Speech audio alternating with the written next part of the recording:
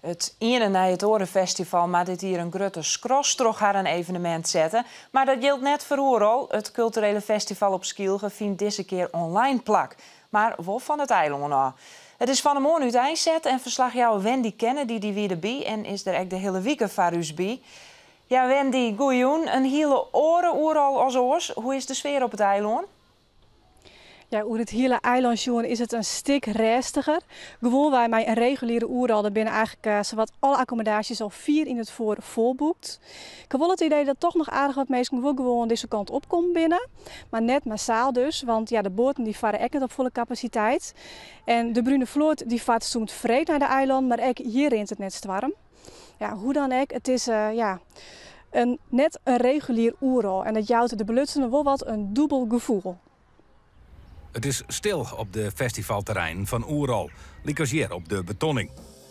Geen gezellige drokte zoals vorig jaar. Het is een beetje een emotionele achtbaan. Het ene moment ben je heel opgetogen dat we iets nieuws doen. Het andere moment mis je heel erg de mensen die hier en de artiesten en alle tentenbouwers, die mis je wel enorm. Nou, digitaal dus, maar wel makken van het eiland af. Let op. Oerol organiseert dit jaar geen programma voor live publiek. Maar kom jij onderweg toevallig toch wat tegen? Hou alsjeblieft afstand.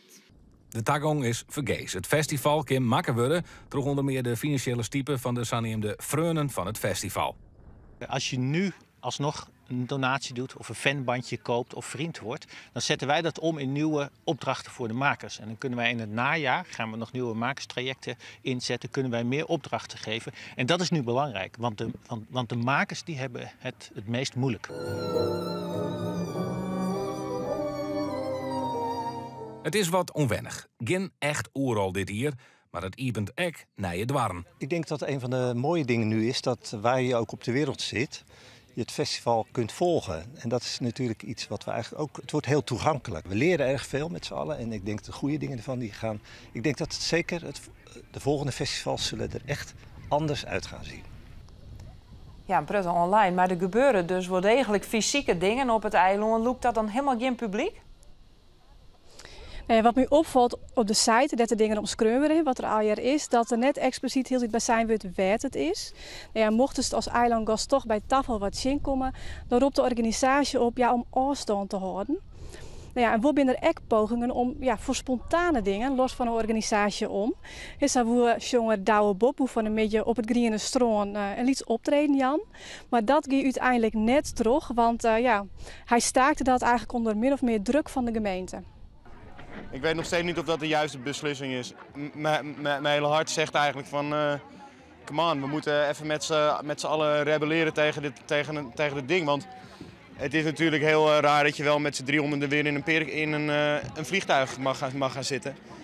En dat je met z'n 5000 of 20.000, ik ben voor de Black Lives Matter zaak. Maar het is natuurlijk een apart verhaal. Het is natuurlijk wel een ding dat een demonstratie wel mag en je mag niet blijkbaar een paar liedjes spelen. Duidelijk een teleurstelde Douwe Bob. Wat valt hij eigenlijk verder op daar? Nou ja, wat mij opvalt, het is dus vooral digitaal, maar wel echt heel interactief. Zo zie ik van de morgen achter de computer en volg ik een Zoom-peteer van theatermaakster Laura van Dolron. Ze wil van iedereen uit haar publiek in je signeren. En hiermee is ze de hele dag onder slag gaan om een voorstelling te maken. En deze voorstelling die viert ze op eigenlijk aan hetzelfde publiek. En ze docht het al jaren hier op Skielge.